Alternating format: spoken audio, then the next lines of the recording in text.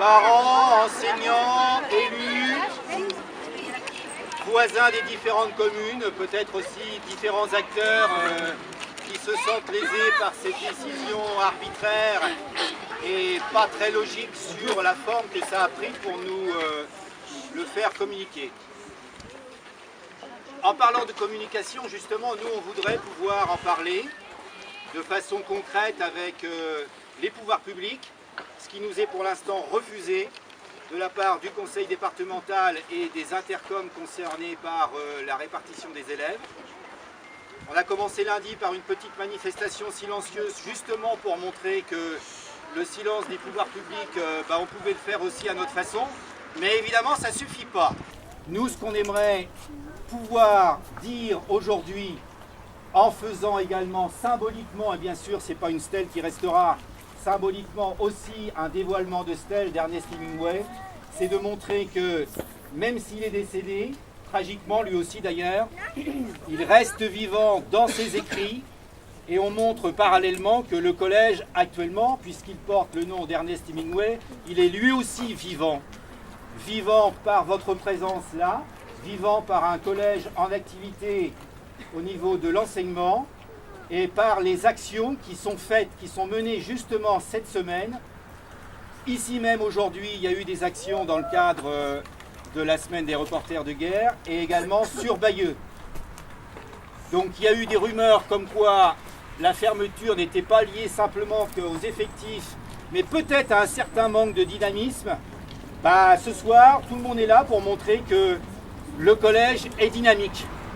Voilà ce qu'on voulait dire aujourd'hui. Alors c'est tout à fait symbolique. C'est quoi? Mais c'est ce qu'on a eu hier. Donc l'idée c'était, je me mets là pour que tout le monde voit, l'idée c'était d'associer le portrait d'Hemingway 2 fois par son intermédiaire avec ses dates de naissance et de décès et par, même chose, le collège avec ses dates de création et sa date de fermeture qui a été évidemment volontairement barrée. Le collège est toujours vivant. Voilà. Voilà le symbole que l'on voulait montrer.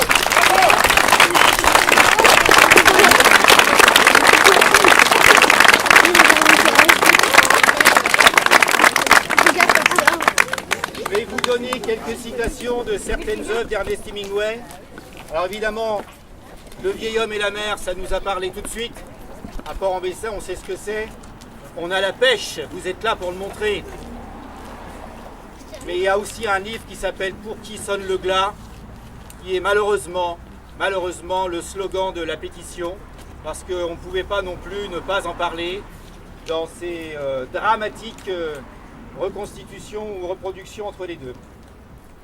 Un homme, ça peut être détruit, mais pas vaincu. Ça, c'est dans Le vieil homme et la mer. C'est effectivement ce qu'on veut montrer. On est en train d'essayer de nous détruire par une voie pas très correcte, puisqu'on passe par la bande, on n'est pas capable de nous dire correctement ce qui se passe et ce qu'on voudrait nous essayer d'obtenir. On demande des entretiens. Je vais vous lire d'autres citations d'Hemingway et ensuite les membres du collège vont vous parler de ce qui a été fait pendant cette semaine. Ils peuvent également vous parler de ce qui est fait dans le cadre de différentes participations, dans des jumelages par exemple. Le courage, c'est l'élégance sous pression. Merci d'être courageux. Mieux vaut vivre un seul jour comme un lion que 100 années comme un mouton. Le monde est un endroit magnifique pour lequel il vaut la peine de se battre. Mourir n'est moche que quand ça prend longtemps et que ça fait si mal qu'on est humilié. Pour Monsieur le Président du Conseil départemental qui a cœur de la ruralité et du territoire, en voici une qui pourrait lui parler. Le paysan a du bon sens parce qu'il a été vaincu dès le commencement. Donnez-lui le pouvoir et vous verrez ce que deviendra son bon sens. Et enfin la dernière, celle-là, tous ceux qui vont sur le site du collège la connaissent. c'est sur le savoir. Pour l'instant, c'est pas grand-chose. Écoutez bien, plus on en sait, plus on en oublie. Or, plus on en oublie, moins on en sait. Moins on en sait, moins on en oublie. Et moins on en oublie, plus on en sait. À quoi cela sert-il d'apprendre? Moi, j'ai envie de dire, à quoi cela sert-il d'attendre? Ben voilà, on n'attend plus.